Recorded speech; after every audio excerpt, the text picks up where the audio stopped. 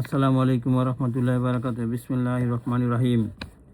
আনাস রাদিয়াল্লাহু আনহু থেকে বর্ণিত, নবী সাল্লাল্লাহু আলাইহি সাল্লাম এর বাহনে তার পেছনে বসা ছিলেন মুয়াজ রাদিয়াল্লাহু আনহু।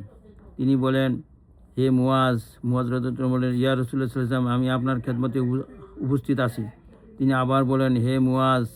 মুয়াজ রাদিয়াল্লাহু আনহু বলেন, ইয়া রাসূলুল্লাহ সাল্লাল্লাহু আলাইহি ওয়াসাল্লাম, আমি আপনার পাশেই, আপনার সৌভাগ্যবান পরশেই হাজির আছি।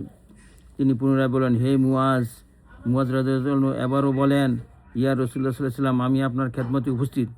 এরূপ তিনবার বলার পর তিনি বলেন, যে ব্যক্তি আন্তরিক বিশ্বাসের সাথে সাক্ষ্য দেবে যে আল্লাহ ছাড়া অন্য কোনো ইলাহ নাই এবং মুহাম্মদ সাল্লাল্লাহু আলাইহি ওয়াসাল্লাম তার বান্দা ও রাসূল, আল্লাহ সুবহানাহু ওয়া তাআলা তার জন্য জাহান্নামের আগুন হারাম করে দিবেন। তিনি জিজ্ঞাসা করলেন, ইয়া রাসূলুল্লাহ সাল্লাল্লাহু আলাইহি ওয়াসাল্লাম, আমি কি এ ব্যাপারে মানুষকে অবহিত করব না, যাতে তারা সুসংবাদ গ্রহণ করতে পারে? তিনি বলেন, না, তাহলে তারা এটার উপর নির্ভর করেই বসে থাকবে। অতঃপর মুয়াজ রাদিয়াল্লাহু আনহু জানা বিষয় গোপন করার গুনাহের ভয়ে তার মৃত্যুর সময় এ ব্যাপারে জানিয়ে দেন। বুখারী এবং মুসলিম। ইয়া রাসূলুল্লাহ সাল্লাল্লাহু আলাইহি ওয়াসাল্লাম,